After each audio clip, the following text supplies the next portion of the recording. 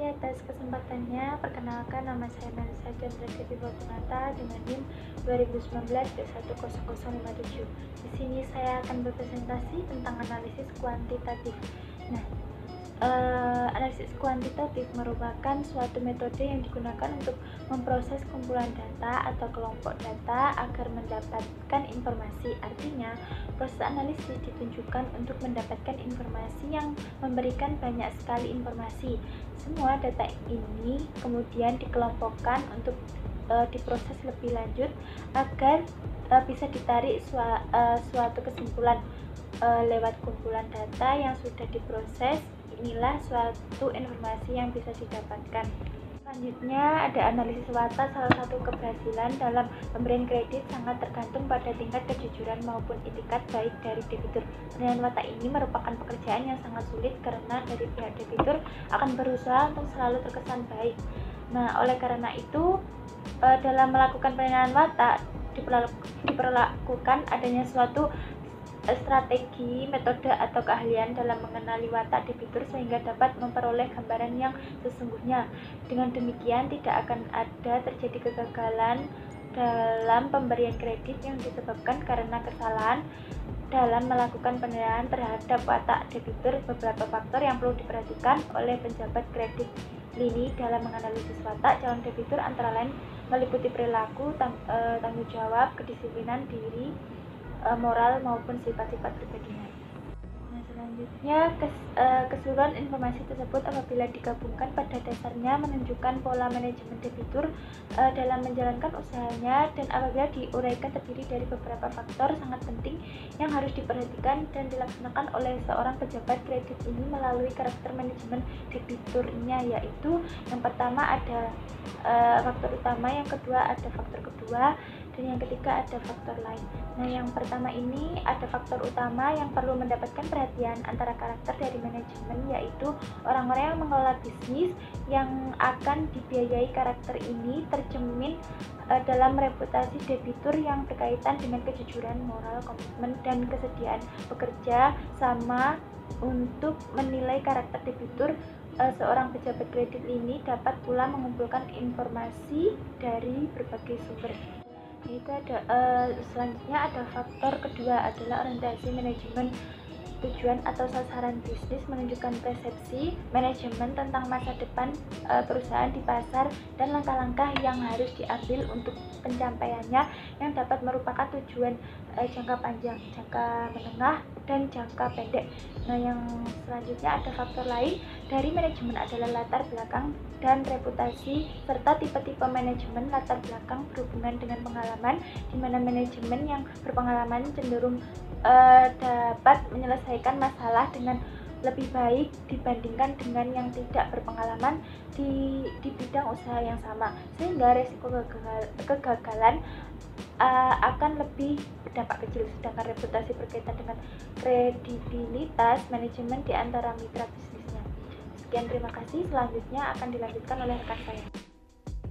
Oke, baik. Assalamualaikum warahmatullahi wabarakatuh. Terima kasih atas kesempatannya. Perkenalkan, nama saya Dilan Grani Dewi dengan NIM 2019-210094.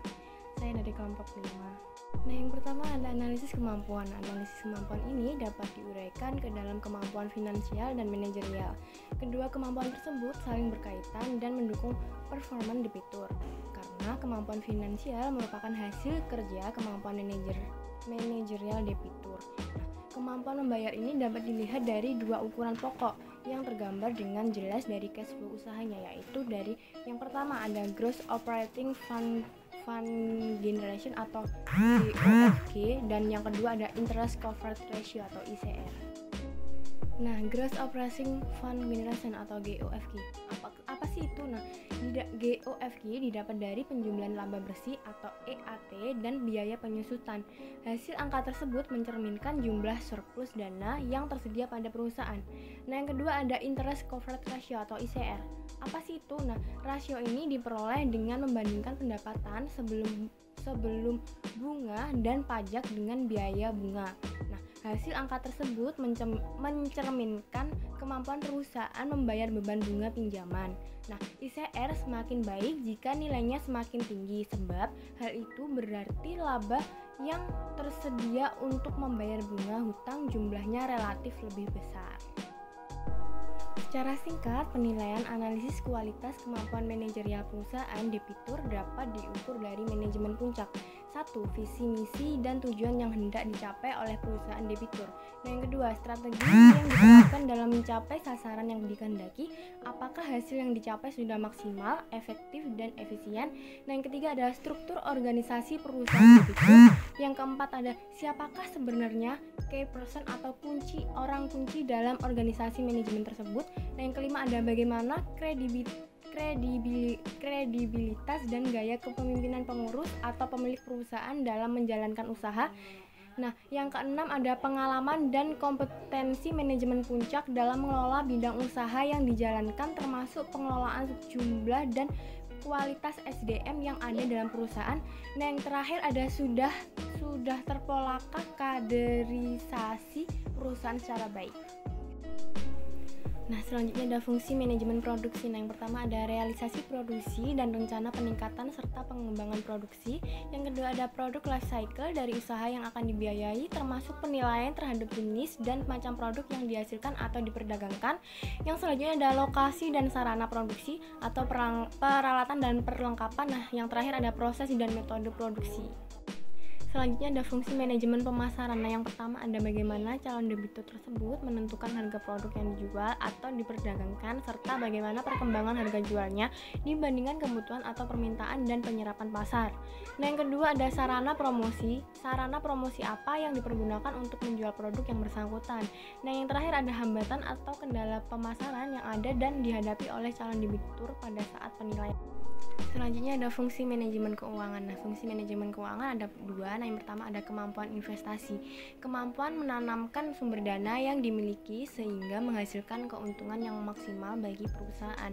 Nah, yang kedua ada kemampuan pendanaan. Kemampuan manajemen untuk mendapatkan dana sesuai dengan jangka waktu kebutuhan dengan biaya yang seefisiensi mungkin untuk membiayai kegiatan usaha dan pengadaan infrastruktur yang dibutuhkan.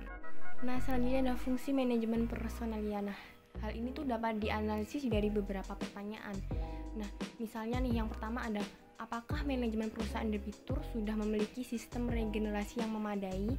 Nah, yang kedua ada apakah perusahaan debitur mampu merekrut pegawai dalam jumlah dan kualifikasi sesuai dengan kebutuhan perusahaan tersebut? Nah, yang ketiga ada apakah perusahaan debitur didukung oleh tenaga-tenaga ahli yang telah diperlukan? Nah, selanjutnya saya akan mempresentasikan tentang analisis modal atau kapital. Nah, peranan analisis modal ini adalah analisis ini menilai kemampuan pendanaan atau modal sendiri dari debitur, yaitu selisih antara aktiva dengan kewajiban yang ada.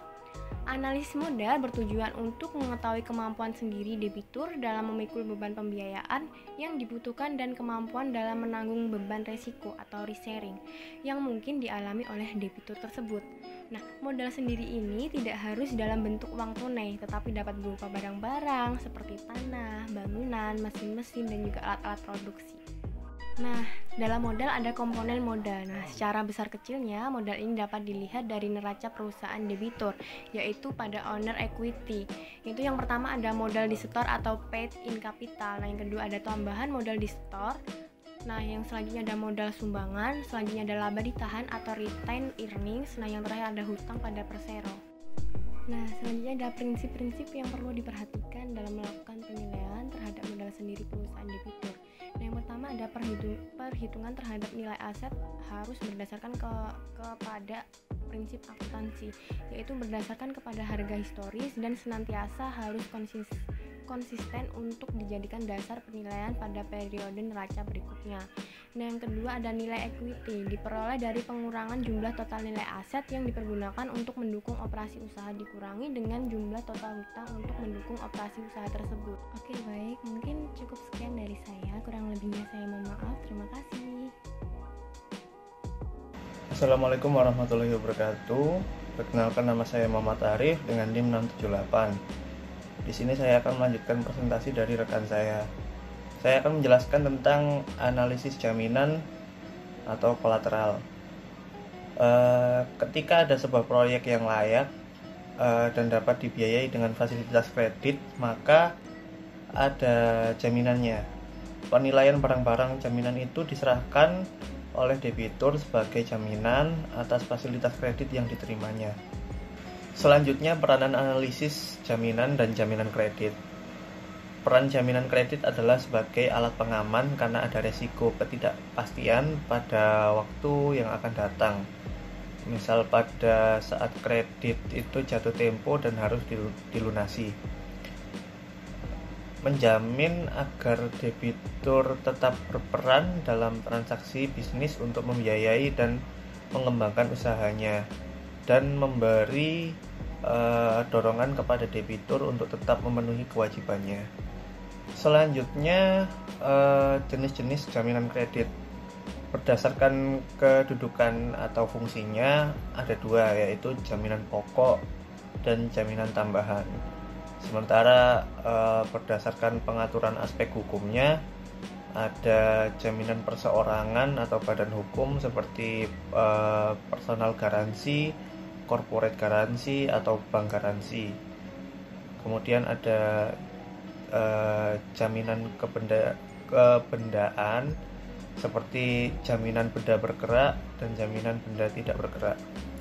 Selanjutnya, nilai jaminan kredit yang meliputi nilai jaminan. Nah, nilai jaminan itu terbagi menjadi dua, yaitu nilai saat ini dan proyeksi nilai. Kemudian ada nilai kecukupan jaminan, nilai pengikatan jaminan, penilaian jaminan itu sendiri. Untuk penilaian jaminan itu ada metodenya, yaitu metode perbandingan data pasar, kalkulasi biaya, dan kapitalisasi pendapatan. Untuk periodenya sendiri itu dibagi menjadi dua, yaitu ada penilaian rutin dan tidak rutin. Kemudian bentuk-bentuk pengikatan jaminan dibedakan atas objek benda atau barang yang akan diikat, yaitu hak tanggungan, yaitu untuk barang-barang yang tidak bergerak, hipotek, itu contohnya kayak kapal mati gitu ya.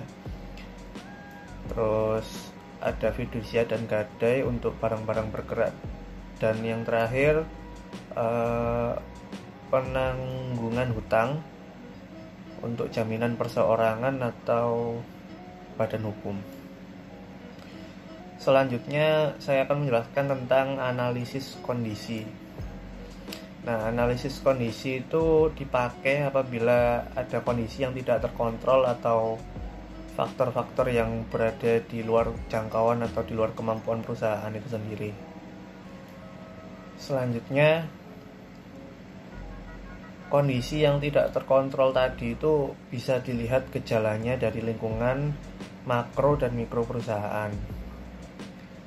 Untuk kondisi lingkungan makro perusahaan itu terdiri dari pemasok atau supplier, saluran distribusi seperti distributor, agen atau pengecer, kemudian ada pelanggan atau konsumen, ada kreditur, pesaing, dan juga publik. Nah, sementara untuk kondisi lingkungan makro perusahaan itu terdiri dari ada kondisi perekonomian, struktur perekonomian, politik dan keamanan, kebijakan pemerintah, demografi, teknologi, dan juga kondisi alam. Sekian presentasi dari kelompok kami. Maaf apabila ada salah kata atau pengucapan. Wassalamualaikum warahmatullahi wabarakatuh.